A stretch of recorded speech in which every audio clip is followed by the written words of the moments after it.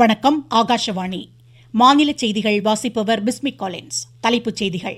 பிரதமர் திரு நரேந்திர மோடி குரோஷிய தலைநகர் சக்ரெப்பில் அந்நாட்டு பிரதமருடன் இருதரப்பு பேச்சுவார்த்தைகளை இன்று மேற்கொள்கிறார். ஆபரேஷன் சிந்தூர் துல்லிய ராணுவ நடவடிக்கையில் மூன்றாவது நாட்டின் மத்தியஸ்தம் எதையும் இந்தியா ஏற்கவில்லை என்று பிரதமர் திரு நரேந்திர மோடி அமெரிக்க அதிபரிடம் தெளிவுபடுத்தியுள்ளார். தமிழ்நாட்டில் இந்து சமய அறநிலைத்துறை சார்பில் 217 கோடி ரூபாய் செலவில் 26 கோவில்களின் திருப்பணிகளுக்கு முதலமைச்சர் திரு மு க ஸ்டாலின் இன்று அடிக்கல் நாட்டினார். நீலகிரி மாவட்டத்தின் சுற்றுலா தலங்களை இன்று முதல் சுற்றுலா பயணிகள் பார்வையிட வனத்துறை அனுமதி அளித்துள்ளது. சென்னையில் மாஸ்டர்ஸ் கோப்பை ஆடவர் ஹாக்கி போட்டியில் பஞ்சாப், புதுச்சேரி அணிகள் இன்று மோதுகின்றன. இனி விரிவான செய்திகள். பிரதமர் திரு நரேந்திர மோடி குரோஷிய தலைநகர் சக்ரெப்பில் அந்நாட்டு பிரதமர் ஆண்ட்ரி பிளென்கோவிச், அதிபர் ஜோரன் மிலானோவிச் ஆகியோருடன் இருதரப்பு பேச்சுவார்த்தைகளை மேற்கொள்கிறார். இந்த பேச்சுவார்த்தைகளுக்கு பின்னர் இரு நாடுகளுக்கிடையே அறிவியல், தொழில்நுட்பம், வேளாண்மை, கல்வி, கலாச்சார பிரிவுகளில் முக்கிய ஒப்பந்தங்கள் கையெழுத்தாக உள்ளன. ஆபரேஷன் சிந்தூர் துல்லிய ராணுவ நடவடிக்கையை நிறுத்த இந்தியா, அமெரிக்கா இடையே எந்தவித பேச்சுவார்த்தைகளும் நடத்தப்படவில்லை என்று பிரதமர் திரு நரேந்திர மோடி அமெரிக்க அதிபரிடம் தெளிவுபடுத்தியுள்ளார்.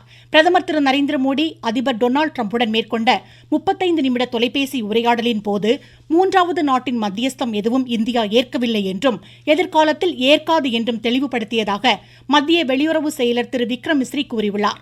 ராணுவ நடவடிக்கையை நிறுத்துவது தொடர்பான பேச்சுவார்த்தை இந்தியா, பாகிஸ்தான் இடையே முறையாக நடைபெற்றதாகவும் இஸ்லாமாபாத்தின் கோரிக்கையை ஏற்றே ராணுவ தாக்குதல் நிறுத்தப்பட்டதாகவும் பிரதமர் திரு நரேந்திர மோடி அமெரிக்க அதிபரிடம் தொலைபேசி மூலம் தெரிவித்ததாக திரு விக்ரம் மிஸ்ரி குறிப்பிட்டுள்ளார்.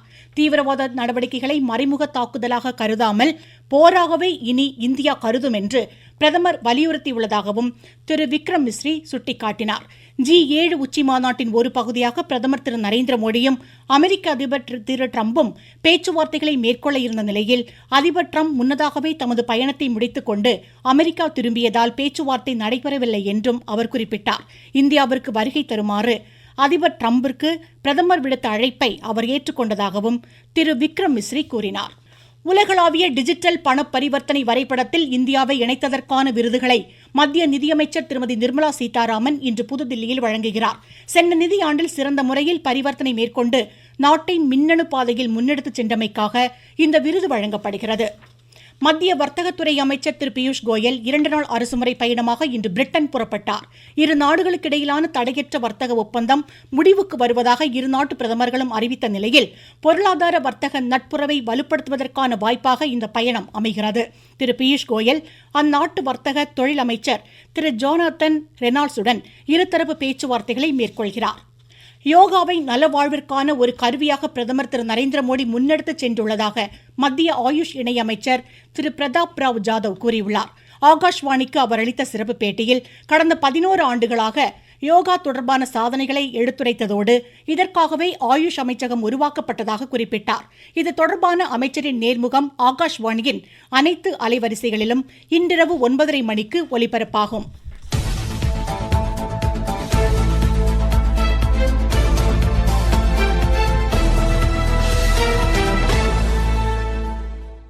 சர்வதேச யோகா தினம் ஒரு செய்தி தொகுப்பு.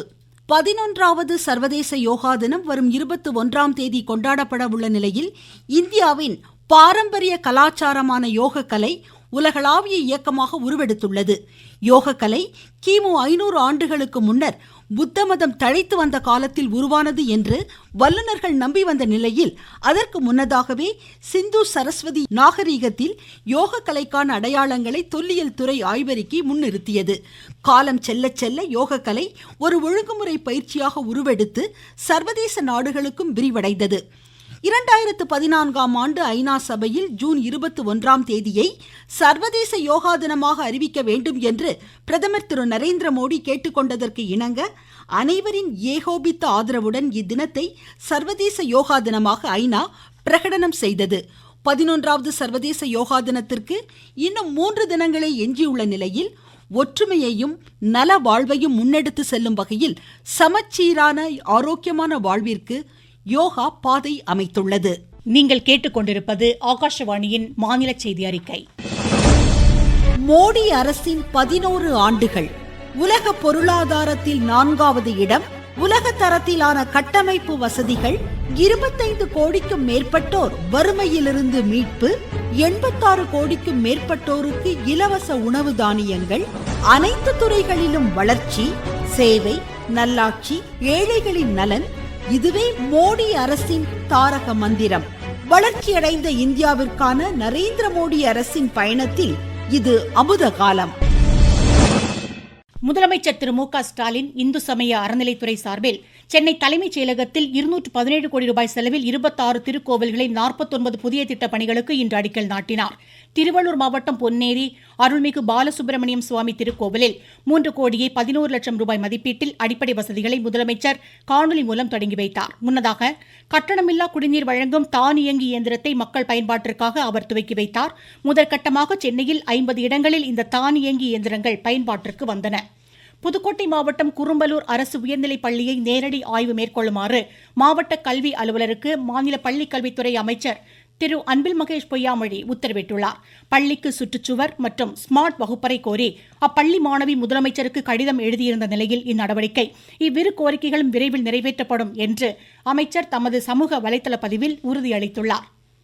தியாகசீலர் கக்கனின் பிறந்தநாளை ஒட்டி மதுரை மேலூர் தும்பப்பட்டியில் அன்னாரது மணிமண்டபத்தில் அவரது திருவுருவ சிலைக்கு மாவட்ட ஆட்சித்தலைவர் திருமதி சங்கீதா இன்று மாலை அணிவித்து மரியாதை செலுத்தினார்.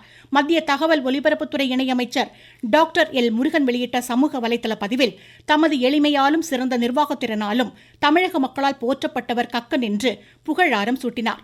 சென்னை சத்தியமூர்த்தி பவனில் அவரது திருவுருவ படத்திற்கு தமிழக காங்கிரஸ் கமிட்டி தலைவர் திரு செல்வ பெருந்தகை மாலை அணிவித்து மரியாதை செலுத்தினார். தமிழ்நாட்டில் அரசு மருத்துவமனைகளில் டயாலிசிஸ் நோயாளிகளுக்கு சிறப்பு புரதச்சத்து உணவு வழங்கும் திட்டத்தை மாநில மக்கள் நல்வாழ்வுத்துறை அமைச்சர் திரு மா சுப்பிரமணியன் சென்னை ராஜீவ்காந்தி அரசு மருத்துவமனையில் இன்று தொடங்கி வைத்தார். அரியலூர் மாவட்டத்தில் மக்களுடன் முதல்வர் முகாமில் 463 பயனாளிகளுக்கு 4 கோடியே 4 லட்சம் ரூபாய் மதிப்பிலான நலத்திட்ட உதவிகளை மாநில தொழிலாளர் நலத்துறை அமைச்சர் திரு சி வி கணேசன் இன்று வழங்கினார். இந்நிகழ்ச்சியில் பேசிய அவர் பொதுமக்கள் அளிக்கும் மனுக்களுக்கு விரைந்து தீர்வு காண அதிகாரிகளை அறிவுறுத்தினார். முன்னதாக மக்கள் அளித்த கோரிக்கை மனுக்கள் மீது எடுக்கப்பட்ட நடவடிக்கைகள் குறித்து அமைச்சர் அதிகாரிகளிடம் கேட்டறிந்தார். மேற்கு தொடர்ச்சி மலைப்பகுதிகளில் பெய்து வரும் கனமழை காரணமாக இதற்குட்பட்ட நீர்நிலைகளின் நீர்வரத்து அதிகரித்து வருகிறது. திருப்பூர் மாவட்டம் அமராவதி அணையிலிருந்து உபரிநீர் வெளியேற்றப்படுவதால் கரையோர மக்களுக்கு வெள்ள அபாய எச்சரிக்கை விடுவிக்கப்பட்டுள்ளது. முல்லை பெரியாறு அணைக்கு இன்று நீர்வரத்து வினாடிக்கு 5300 கனஅடியாக அதிகரித்துள்ளது என்று எமது தேனி செய்தியாளர் தெரிவிக்கிறார். மேற்கு தொடர்ச்சி மலைப்பகுதிகளில் வலுக்கும் தென்மேற்கு பருவமழை காரணமாக முல்லை பெரியாறு அணையின் நீர்பிடிப்பு பகுதிகளில் கடந்த 4 நாட்களுக்கும் மேலாக தொடர் மழை பெய்து வருகிறது. இதனால் அணையின் நீர்மட்டம் வேகமாக உயர்ந்து வருகிறது. அணைக்கு வரும் நீர்வரத்து வினாடிக்கு 5323 கன அடியாக அதிகரித்துள்ளது. பாசன தேவைக்காக வினாடிக்கு 1800 கன அடி வீதம் தண்ணீர் வெளியேற்றப்படுகிறது. தேனியிலிருந்து ராஜ்குமார். மணிமுத்தாறு அணைக்கும் நீர்வரத்து தொடர்ந்து அதிகரித்து வரும் நிலையில் மணிமுத்தாறு மற்றும் அகஸ்தியர் அருவிகளில் சுற்றுலா பயணிகள் குளிக்க தடை நீடிக்கிறது. குற்றாலம் அருவியில் இதுவரை இருந்த தடை விலக்கிக் கொள்ளப்பட்டுள்ளது. நீலகிரி மாவட்டத்தில் மழை குறைந்துள்ளதால் அனைத்து சுற்றுலா தலங்களும் சுற்றுலா பயணிகளுக்கு திறக்கப்படுவதாக எமது செய்தியாளர் தெரிவிக்கிறார். நீலகிரி மாவட்டத்தில் கடந்த சில தினங்களாக தென்மேற்கு பருவமழை தீவிரமடைந்த நிலையில் நீர்பிடிப்பு பகுதிகளான அவலாஞ்சி, அப்பர் பவானி போன்ற பகுதிகளில் கனமழையும், உதகை சுற்றுவட்டார பகுதிகளில் விட்டு சாரல் மழையும் பெய்து வந்தது. இந்நிலையில் சுற்றுலா பயணிகளின் பாதுகாப்பை கருத்தில் கொண்டு 2 நாட்கள் வனத்துறை கட்டுப்பாட்டில் உள்ள தொட்டபெட்டா காட்சிமுனை, அவலாஞ்சி, 8வது மைல், பைன் ஃபாரஸ்ட், கர்னில் சுற்றுலா தலங்கள் மூடப்பட்டன. இந்த நிலையில் நீலகிரி மாவட்டம் முழுவதும் மழையின்றி காணப்படுவதால் ஷூட்டிங் மற்றும் சுற்றுலா தலத்தை தவிர மற்ற அனைத்து சுற்றுலா தலங்களும் இன்று முதல் திறக்கப்பட்டு சுற்றுலா பயணிகளுக்கு அனுமதி அளிக்கப்படும் என வனத்துறையினர் தெரிவித்துள்ளனர். உதகையிலிருந்து சரவணன். இதனிடையே கன்னியாகுமரி மாவட்டத்தில் தொடர் மழை காரணமாக உப்பு உற்பத்தி பாதிக்கப்பட்டுள்ளதாக எமது செய்தியாளர் கூறுகிறார். கன்னியாகுமரி மாவட்டத்தில் பால்குளம், கோவளம், சாமித்தோப்பு, மணவாளக்குறிச்சி ஆகிய இடங்களில் ஆயிரக்கணக்கான ஏக்கர் பரப்பளவில் உப்பளங்கள் உள்ளன. இங்கு உற்பத்தி செய்யப்படும் உப்பு வெளியூர்களுக்கு அனுப்பப்பட்டு வருகிறது. இந்நிலையில் கன்னியாகுமரி மாவட்டம் முழுவதும் பெய்த தொடர் மழையால் பெரும்பாலான குளங்கள், ஆறுகள் நிரம்பி வருகின்றன. தொடர் மழையால் உப்பளங்களில் பல அடி உயரத்திற்கு மழைநீர் தேங்கியுள்ளது. உப்பளங்களில் தேங்கிய நீர் குறையாததால் உப்பு உற்பத்தி பாதிக்கப்பட்டுள்ளது. மழை நீர் வடிய இன்னும் பல நாட்கள் ஆகும் என்பதால் உப்பள தொழிலில் ஈடுபட்டுள்ள ஏராளமான தொழிலாளர்கள் வேலையின்றி பாதிக்கப்பட்டுள்ளனர். கன்னியாகுமரியிலிருந்து குமரன், விவேகானந்த். சென்னையில் நடைபெறும் மாஸ்டர்ஸ் கோப்பை ஹாக்கி ஆடவர் பிரிவில் பஞ்சாப் புதுச்சேரியையும் தமிழ்நாடு கேரளத்தையும் இன்று எதிர்கொள்கின்றன. ஸ்பெயின் சர்வதேச டென்னிஸ் மகளிர் ஒற்றையர் காலிறுதிக்கு முந்தைய சுற்றில் இந்தியாவின் அங்கீதா ரெய்னா ஸ்பெயினின் மரியாவை தற்போது எதிர்கொண்டுள்ளார். மீண்டும் தலைப்புச் செய்திகள். பிரதமர் திரு நரேந்திர மோடி குரோயேஷிய தலைநகர் சக்ரெப்பில் அந்நாட்டு பிரதமருடன் இருதரப்பு பேச்சுவார்த்தைகளை இன்று மேற்கொள்கிறார். ஆபரேஷன் சிந்தூர் துல்லிய ராணுவ நடவடிக்கையில் 3வது நாட்டின் மத்தியஸ்தம் எதையும் இந்தியா ஏற்கவில்லை என்று பிரதமர் திரு நரேந்திர மோடி அமெரிக்க அதிபரிடம் தெளிவுபடுத்தியுள்ளார். தமிழ்நாட்டில் இந்து சமய அறநிலைத்துறை சார்பில் 217 கோடி ரூபாய் செலவில் 26 கோவில்களின் திருப்பணிகளுக்கு முதலமைச்சர் திரு மு.க. ஸ்டாலின் இன்று அடிக்கல் நாட்டினார். நீலகிரி மாவட்டத்தின் சுற்றுலா தலங்களை இன்று முதல் சுற்றுலா பயணிகள் பார்வையிட வனத்துறை அனுமதி அளித்துள்ளது. சென்னையில் மாஸ்டர்ஸ் கோப்பை ஆடவர் ஹாக்கி போட்டியில் பஞ்சாப், புதுச்சேரி அணிகள் இன்று மோதுகின்றன.